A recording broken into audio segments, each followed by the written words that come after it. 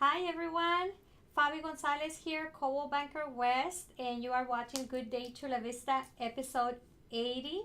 And today we have Richard Arroyo. We're going to be talking about driving under the influence. He's our local attorney, so stay with us because you definitely will want to hear this.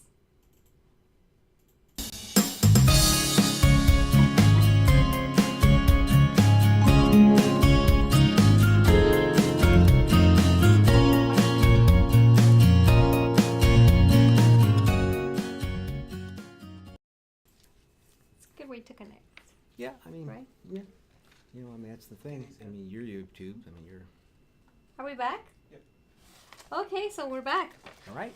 So today we have with us Richard Arroyo, our local attorney here in Chula Vista. Richard, how are you? I'm doing fine, Faby. How are you? I'm doing good. So for the people that don't know you, please tell us about you. Well, I'm an attorney. I've been practicing for about 30 years. My office is in downtown Chula Vista, and I specialize in criminal defense, both adults and juveniles. Adults and juvenile. And how many years have you been doing this? Too long, over 30 years. 30. Oh, you started when you were like 5? Well, it's been a while. Richard, thank you for being here because I know you've brought really good information to all of our friends and clients, and it's always good to be informed of things before they happen to us, so we don't go crazy when something really bad happens. Guys, before we get going with all the good information, I invite you to share this video because we're going to be talking about the new law for driving under the influence for minors and for adults. And also, if you can make a comment, we're going to give out 2 gift cards at the end of the show, so make sure you make a comment, ask a questions, let us know where you're watching us from, and give us your hearts. And Veronica is going to put your name in the drawing, and we'll do that raffle at the end of the show today. You ready to get started with all these juicy information? I'm ready. Okay, so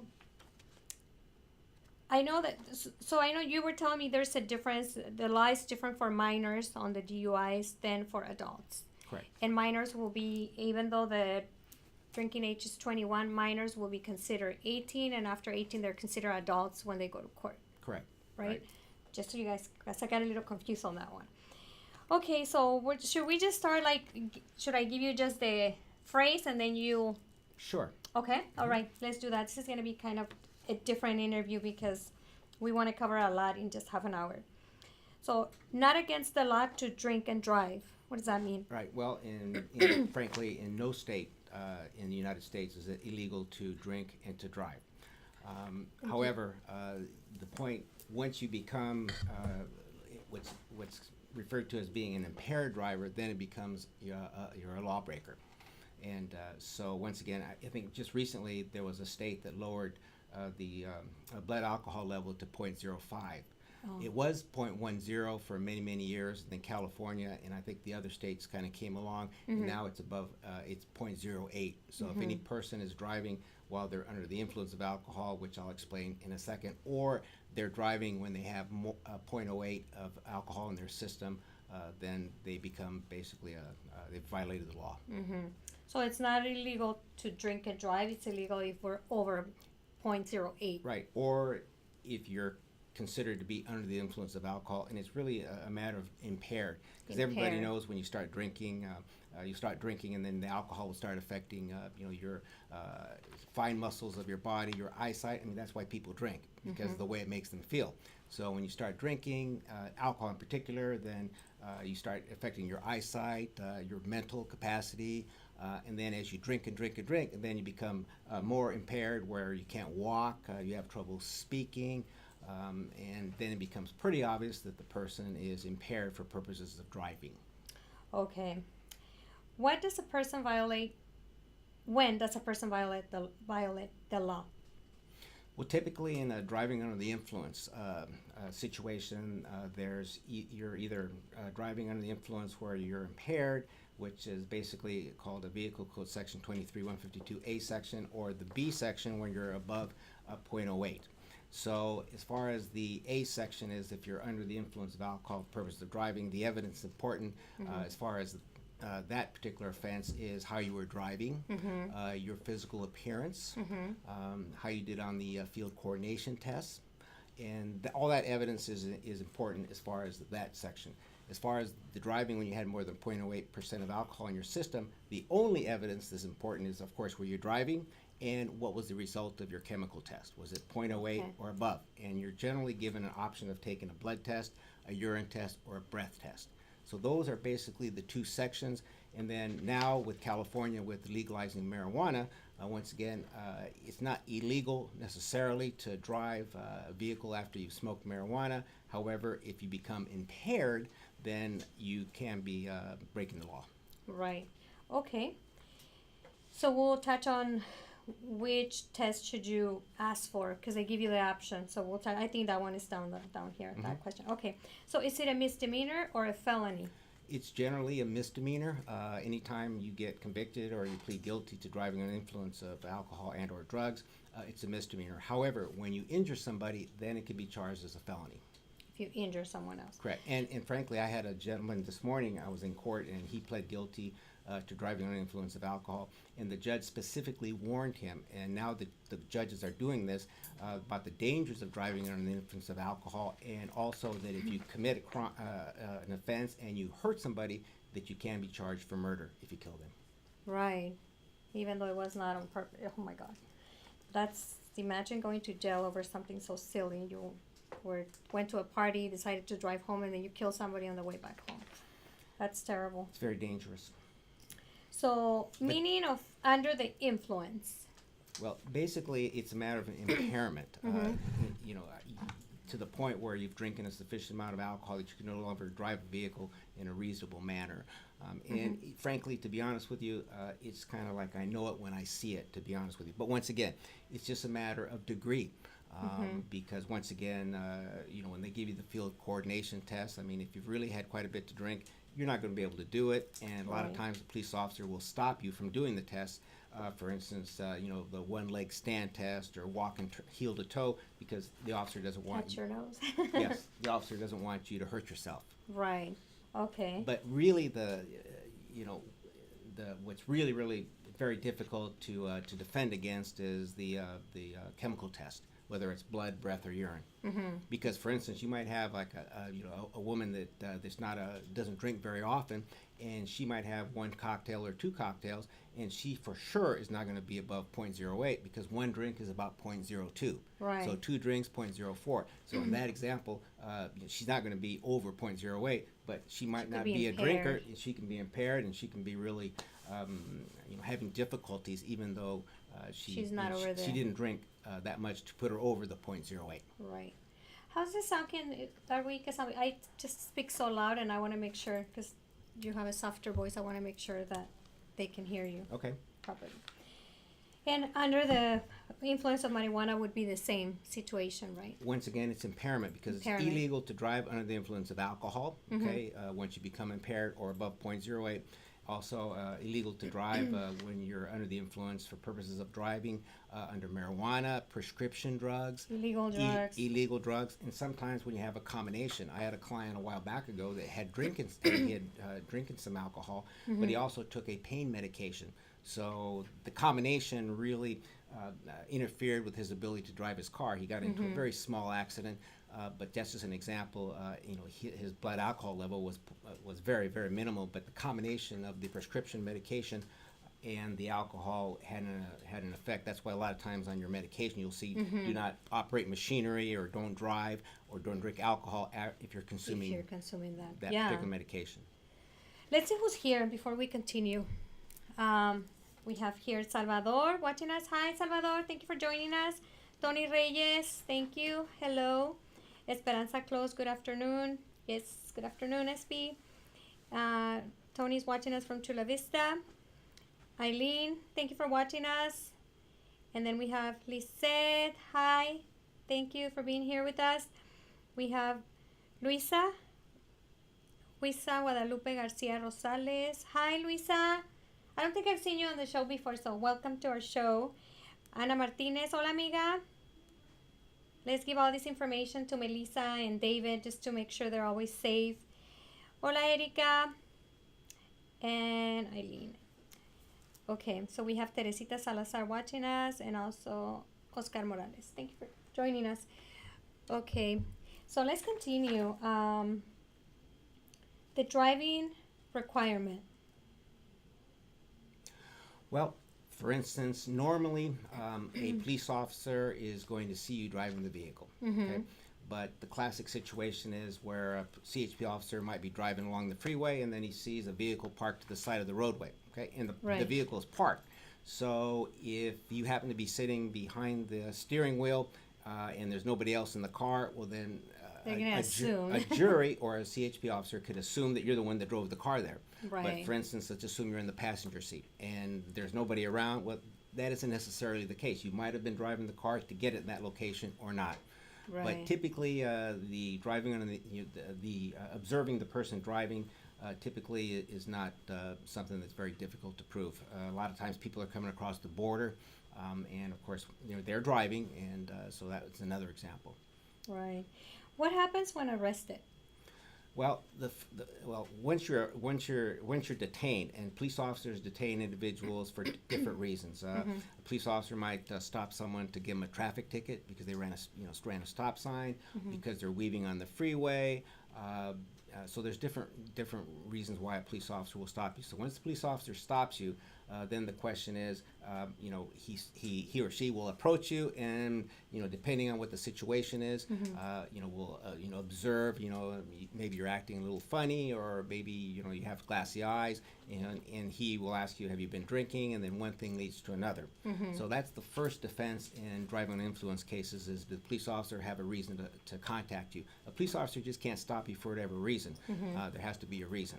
So typically, there's really no dispute that the person was driving the vehicle, and there's usually no dispute that the police officer had a right to stop the person. I had a sentencing this morning on a case where it was like 2 o'clock in the morning. CHP officer was driving in the right-hand lane at 65 miles per hour, and he observes my client drive by at faster than 65 miles per hour. So police officer gets behind him and clocks him at 100 miles per hour, pulls him over to the side of the roadway. So that's an example of the police officer, of course, seeing him drive, but also having probable cause to stop him. Once he stopped him, he noticed that he was kind of disheveled, and it was late at night at 2 o'clock in the morning. So police are looking for people, frankly, that might have had a little bit too much to drink at 2 o'clock in the morning. So one thing led to another. Kind of saw that that he was impaired, and then then he asked him if he had been drinking, and then he gave him the field coordination test, and one thing led to another. So he got arrested. He got arrested, and police officer, after he administered the field coordination test or field sobriety test, heel to toe, finger to nose, then took him down to county jail. And once he was there, he was able to bail out. And then he had a hearing where he needed to go to court. And that's where you come in. And well, that's where he reached out to me. Right. But what's very important is that when you're under the influence of alcohol, a police officer will take away your license, and you'll get a pink piece of paper, which is basically a temporary license. So at that point in time, it's very important for the individual to contact an attorney, or at least read the pink piece of paper, which is his temporary license, to request a hearing from the DMV. Because with DUIs, with alcohol, you're typically dealing with a criminal case, but also the DMV, where the DMV can suspend your license because you were driving over above 0.08%. So it's very, very important to ask for that hearing, because the case that I had today, I had a separate case. I had the alcohol case involving the criminal charges, and also the DMV hearing case as well. Right. Yeah, there's two different ones. Now, the car will be impounded as well? It can be impounded. It really depends on the circumstances. In the instance that I was indicating to, the police officer pulled my client over, and my client didn't really, it was in a safe place, but he didn't really park the car correctly. So after the police officer arrested him, the police officer properly parked his car. Now that didn't help either, because my client, he pulled over and he didn't park his car properly. So that was another indication of impairment. So a police officer in that circumstance, Faby, parked his car and then didn't tow it. But police have the discretion to impound the car. It's because you get nervous when the cops stop you. Sometimes it's not like you don't want to park right. You just get so nervous. Well, as defense attorneys, I mean, that's what we do. I mean, we're always, I don't know, looking for excuses, but once I had a CHP officer give a lady in high heels the field coordination test on the side of a freeway, at night. So that is so wrong. But I think police officers they're, at least I like to think they're much more fair these days, and that would be unfair. I But think they're human, you know. They learn as they go also. I think sometimes they don't make the best decisions, and just like us as realtors, sometimes we think we're doing the right thing, and then we make a mistake, and then okay, we know better next time, and sometimes one of our clients ends up paying for it. And I think cops are the same way, you know. and something else that's new as well, a lot of police officers, they have the body worn cameras. Okay, so it's one thing for a police officer to say, well, I gave this person field coordination test, lift your hand, finger in the nose, and for the police officer to say, you know, they failed the test. You know? Right. And then, I mean, there's people that haven't had anything to drink that still can't do the test properly. But now, Chula Vista Police Department, San Diego Police Department, they have their body-worn cameras. So now they're recording your great. performance on the test. I think So that's great. that is very helpful. Sometimes it helps the police officer No, more than no, it's documenting it. I mean, in the case that I mentioned to you, the CHP officer apparently, had a dash cam on his vehicle, but he didn't have the body worn camera. Oh. So my client, instead of having him do the field coordination test in front of the vehicle so we could see it, he didn't. So it didn't help very much. Right. Well, it helped your case probably. Well, I mean, Maybe. the speeding certainly didn't help my client today. Oh, yeah. So the DMV hearings, so they can happen at the same time when you go to court? Well, there were really separate proceedings because the DMV has their own. Because that client that I had today, when the judge placed him on probation, and we can talk about what's going to happen to you in a few minutes. But the judge did not do anything with his license. Okay, the license is strictly up to the DMV. For instance, if you're stopped and you're asked to take a test and you refuse, well, you're going to lose your license for a year. For refusing. For refusing to take a test, correct? Yeah, you want to take it. Okay, otherwise you would lose it for a year. That's good to know because sometimes people think, oh, I'll refuse it, and then by the time they do whatever, I'm sober. But then you lose the license for a year. That's right. I didn't know that. And something is also new is that now the police officers, a lot of them have like a preliminary alcohol screening device where if they're in the field, if they suspect that you're under the influence of alcohol, they'll say, well, here, why don't you blow in this machine? And then if it turns out, for instance, that he suspects that you're under the influence, but there's no alcohol in your system, well, the police officer is going to immediately start thinking, well, perhaps he's under the influence of some type of drugs. Right, not alcohol. Now, you have a choice. You can do the blood, the breath, or the urine test. Correct. As an attorney, what do you recommend? Well, put it this way. A blood test is ultimately what you're determining because what you're charged with is what was your blood alcohol concentrate at the time you were driving. So that's why to begin with, they try to give you the test as soon as possible after they stop you. Right. Okay? So once again, the measurement is blood alcohol level. So that's the most accurate. Okay, so if I don't drink, but if I thought that I had one or two drinks and he suspected, I would definitely ask for a blood test. Because, excuse me for Faby, but as far as the urine test, that can test for drugs as well, but the breath test can only test for alcohol. Mm-hmm. Now, if you're going to do the urine or the blood, I mean, the officer is not going to do it. Do they have to take you in? Does that take longer? Typically what they do is they arrest you, then they'll take you to wherever let's say county jail. And right there, they'll give you a choice. You can either breath, blood, or urine, and then you decide. Some people have a thing for needles. I don't want to do needles, and they do a urine test. But it's happened there at the facility, county jail. They'll have a nurse. If it's going to be blood, a nurse will come and will actually withdraw the blood from you. So you have choices. But to answer your initial question, if I want something that's very accurate, I'm going to ask for the blood test. I might get a little extra time by the time they get to the nurse, right? Well, that's why, because what's very important is... Yeah, you want to make sure they get the accurate. Well, not only that, but what's important is at the time of driving, what was your blood alcohol level at that time? Because generally speaking, the idea is that, if you were driving at 1 o'clock and they took your blood, let's say at 2 o'clock, and it was like 0.10, then obviously you were beforehand, it was either more. Because over time, your body cleans the poison out of your system through your liver, the alcohol, and it basically, over time, your concentration will go down. So they take that into consideration.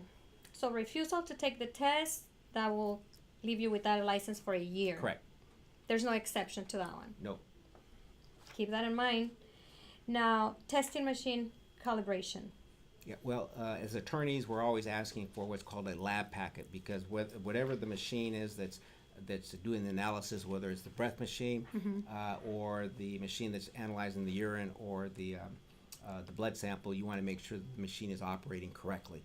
And you know, these labs, like the sheriff's department that does the testing, they know that attorneys are looking for that. So if they're going to test, for instance, my experience is if they're going to test, for instance, a blood sample, you know, they through the machine they'll put a known sample where they know this blood better turn out to be 0.05, and if it doesn't, well then they know there's something wrong with the machine. Right. Same way with the breath test. I mean, they'll clear the machine and then they will put a known sample, a tank that has some, you know, if it's supposed to be 0.07, and if it's 0.07, well, they know the machine's operating correctly and they can go ahead and take the test.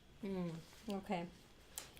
Now, preliminary alcohol screening testing, handheld breath testing device. Yes, Is that's that the one? that's the device that I mentioned to you. Okay.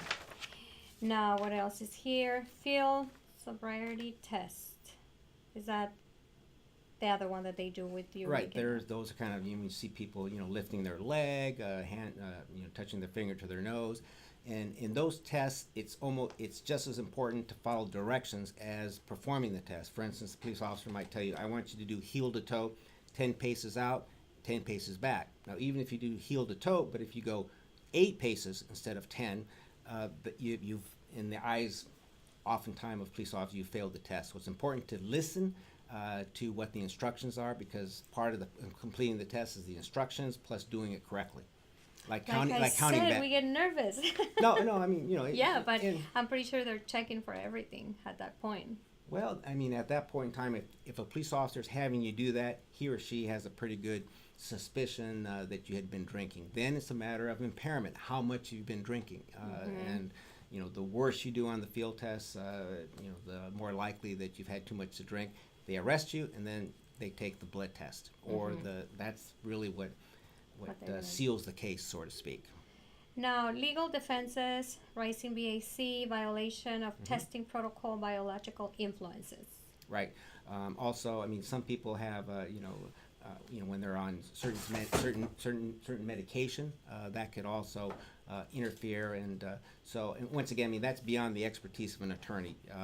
You know, at that point in time, you need to hire someone that's going to be able to give you an analysis, a scientific analysis. You know, whether a certain situation might interfere and give a false result. Okay. Have you seen that happen, where they get clear with that? Not too often. Right. Yeah. Fines. Oh no, hold on. Consequences of a DUI conviction: 1, 2nd, and 3rd offenses. Well, the first time, if does this change before? Like, is this something that changed with this new law? Well, I mean, what has changed over time. Before, if you had a driving under the influence conviction within 7 years, then you got arrested again, they would sentence you as a second offender. Now it's 10 years. So once again, they've lengthened the period of time. But either you're going to be sentenced as a first-time offender, second-time offender, or a third-time offender. And a third time around, a third offense within 10 years, it's mandatory 4 months in jail. So as you have more offenses during the 10-year period of time, the consequences become more harsh. You know, potential jail time, longer license restriction, because you can get a restricted driver's license assuming you took the test and it's not suspended for a refusal, and higher fines. And there's what's called a first conviction program, where the first time you get a driving influence, you have to do a 90-day program. The second time, it can be even higher. My client today, because he had a high blood alcohol level over 0.19, he was required by the judge to do a 9-month program. And on the third one, it might be an 18-month program. So as you know, as you get more convictions, and as you basically demonstrate to the prosecutor as well as to the judge that you have a problem with alcohol, and you can't seem to deal with the problem, then the consequences are going to be more severe.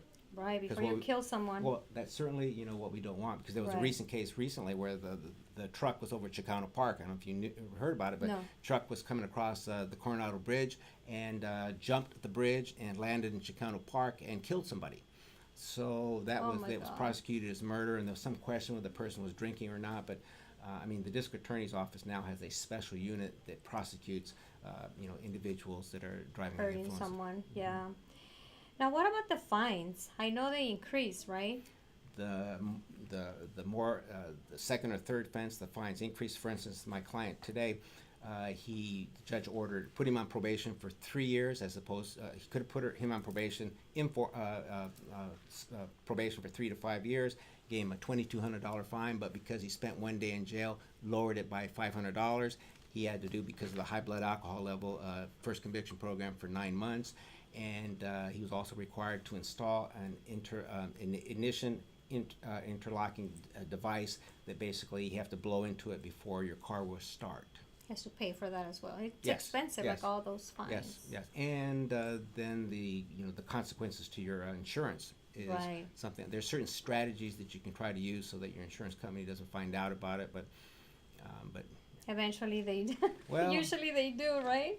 yeah, but the fine generally is about 20. Plus, you had to do some public service work. He knows some tips. That's what I'm getting. Yeah, well, I mean, Hire an attorney. well, someone that knows what they're doing. Exactly, Plus, definitely. plus, he also had to do some public service work. Picking trash on the side of the freeway. Right. Normally it's 3 days, but because of his high blood alcohol level, it was 5 days. And you also have to take a MAD class, Mothers Against Drunk Driving. It's kind of an education class where you have to go and, listen to, stories about, people that have lost loved ones because of alcohol. So these here, I think these are like the consequences, pretty much, like the license restriction, drug and alcohol screening assessment, Right. the MAT class. That's Mothers Against Drunk Drivers. Correct. Right. The class, ignition interlock device. That's one of the expenses that comes with that. Other standard probatory conditions. Yeah, there's standard conditions. For instance, you can't drive with any, reference to a first-time offender, you can't drive with any measured amount of alcohol in your system. Okay. So that doesn't mean that. Zero tolerance. Yeah, that doesn't mean you can't drink. I mean, you can drink at home, but you just can't drink and drive. That's one of your conditions of probation. And if a police officer stops you, you have to provide a chemical test. That's a condition of probation, because for a first-time offense, a judge could sentence the person to 6 months in jail. Okay, but he or she grants the person probation, which means that he or she's not gonna go to jail for 6 months. But there's certain conditions, and one is you have to have a valid driver's license, insurance. You can't drive with any measurable amount of alcohol in your system. If a police officer stops you and for whatever reason and Right. wants to search you, wants you to test, you have to do it. Because if you don't, you go back to court, and the judge could lock you up for 6 months. Wow. What about if I was gonna ask you something about this. What about standard insurance cancellation? So I forgot the question that I was gonna ask. Well, So insurance the is, license restriction, drug and alcohol, the MAT classes. Okay, so what if you're on probation and you're on zero tolerance drinking, driving, when with alcohol? What if you're a passenger? no, I mean, if you're a passenger, you're not driving, so You're okay. They're okay with that. yeah. As long as you're not driving, you can Right. be drunk in a car. Yeah, you can't drive with a measurable amount of alcohol in your system. Okay. And then, and I think we mentioned it before we went live, if you have kids in the car, you can also be charged with child endangerment. That's also another possible charge as well. Yeah, because if you have the kids in the car, yes. Why would you drive with your kids in the car And if another you're thing drinking? And another thing we mentioned earlier is about your age. For instance, I mean, if you're in, we've had discussions before about juvenile court. Right. But basically, if you're driving under the influence, and let's assume you're 18 years old, you're going to be in the adult court system. Okay, if you're under the age of 18, you're going to be in the juvenile court system. And driving under the influence is treated a little bit differently in the juvenile court situation. Right. But it's zero. You can't have any measurable amount of alcohol if you're under the age of 21, because you can't buy alcohol to begin with, Right. and you're not supposed to be drinking alcohol either. Right. So once again, if you're 18, 19, then at that point in time, you're going to get have in more trouble. Well, you're going to have a definite license suspension. Right. Yeah, because you're not old enough to drink, but you're already an adult. Yeah, actually, even if someone is in possession of alcohol and they're under the age of 21, if you're a juvenile, you're going to have your privilege to drive is going to be delayed, because you probably don't have a license anyway, but your privilege is going to be delayed for a period of time. Same way if you're 18, because you can't legally have possession of alcohol. There's very limited circumstances where someone under the age of 21 can have possession of alcohol. One of the things that I learned, because I did get a DUI back in 2005, and I, thank God, I was not drunk and we were able to prove it. And, back then I remember how humiliating it was because I had never been arrested and they arrest you like a criminal. And, I got an attorney immediately. I didn't know you back then. And I got an attorney immediately, and thank God they were able to remove that from my record. But I still had to do those classes. And thank God, because when I went to those classes, I learned that it's according to your weight how much alcohol is going to get you to that level. And like Richard was saying, you might think, oh, I can have 2 drinks. And that's what I thought. I always thought, well, if I have 2 beers, I'm going to be fine, 2 drinks. But because of my weight at the time, 1 drink, if I had a second one, that would already put me over the limit. And well, that day I didn't even have one whole drink, so I was not. But still, I didn't know that. I always thought, well, I can have 2 drinks and I'm fine. So how do we find out? Like, is there a way? How does someone find out what is going to get them to that 0.08 level? Well, as a general rule, you can look at 1 glass of wine, a 12-ounce can of beer, or an 80 proof shot of some type of hard liquor. It's 0.02. Okay, so a person can have 1 beer an hour for 15 hours and they're never going to be above 0.02, because generally speaking, while you're drinking, your body is eliminating the poison from your system through your liver. So, but as a general rule, 0.02 is what the measurement is for one of those a can of beer. So you look, maybe 4 cans of beer, you might be at 0.08. Right. So keep that in mind. I mean, I don't know if you can get a breathalyzer. Can we buy that? Is that something that we can do? Like, if, let's say I wanted to test, okay, what gets me to the 0.08? I don't know.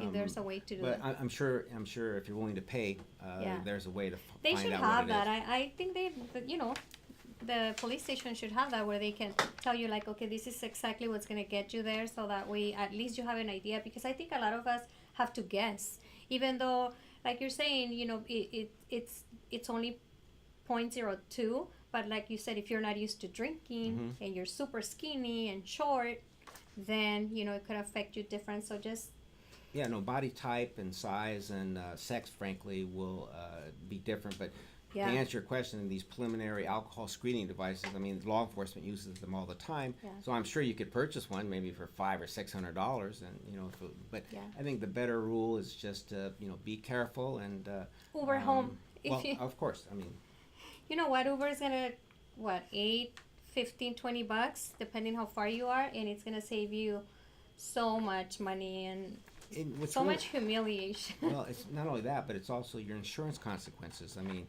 I spoke to I have State Farm, and I spoke to my agent about what if someone gets a DUI, and typically, and I've been with State Farm forever, and basically I was told that they might keep you, but generally speaking, unless you've been with them for a long period of time with a clean record, once you get your DUI, they're going to cancel your insurance.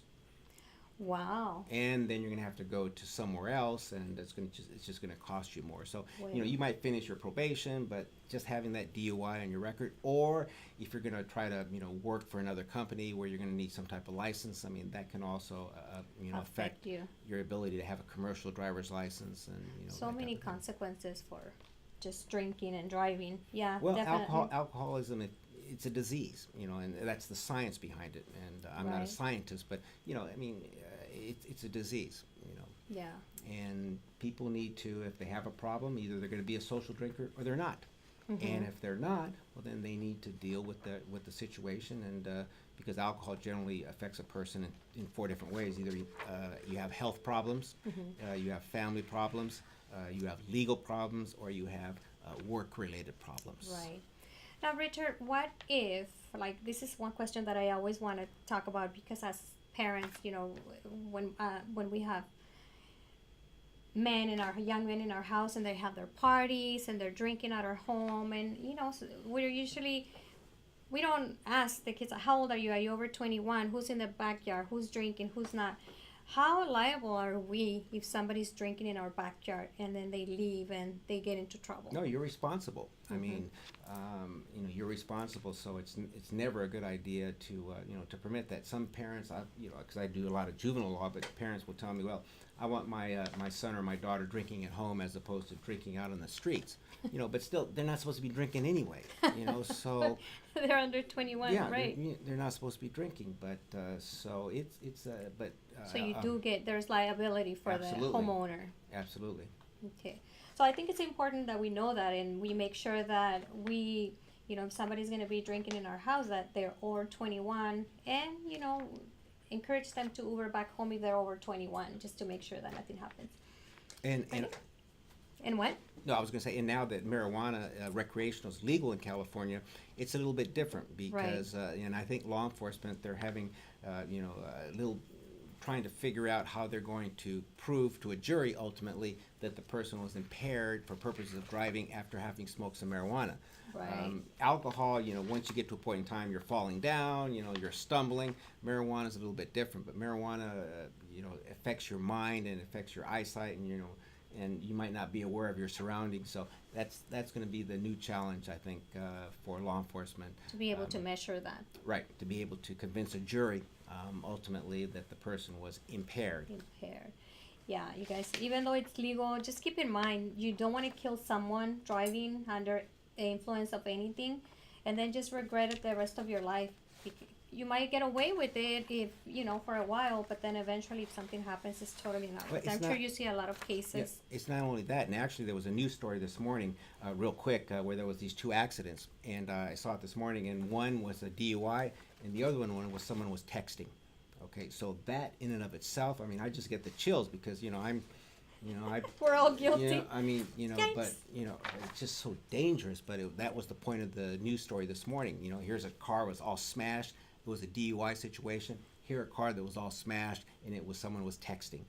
You could just imagine, you're texting and, Yeah, and, in a second, your life can change over something. Yeah. Dangerous.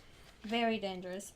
Well, Richard, this is all great information. I hope our friends are going to share this video, especially if you have, sons, daughters, or if you go out a lot, social, events and drink. I think this is a really good video to share with your family because it can be an eye-opener. Like Karen was saying, I didn't know it was different depending how much you weigh. Yeah, I didn't know that either until I took that class.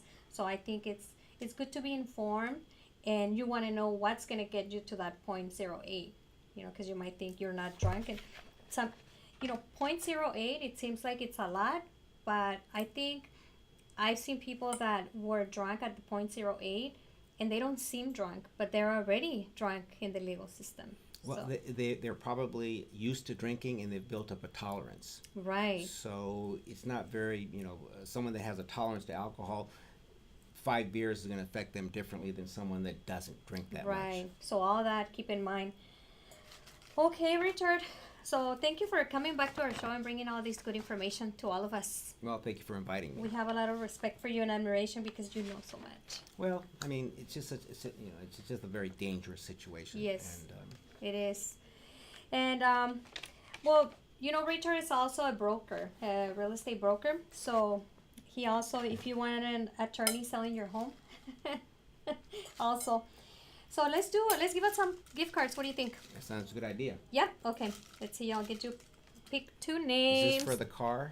This is no, no car. Oh. This is just for a Starbucks gift card. For Oops. the car. I know there's a realtor out there giving out a car. I think they've been giving that out for 2 years. I think by the time they give it out, it's going to be not a new car anymore. There you go. Carolina, hermosa. Carolina Tarin. Yay. Okay, hold on. Let me do the card. Okay, let's get one more.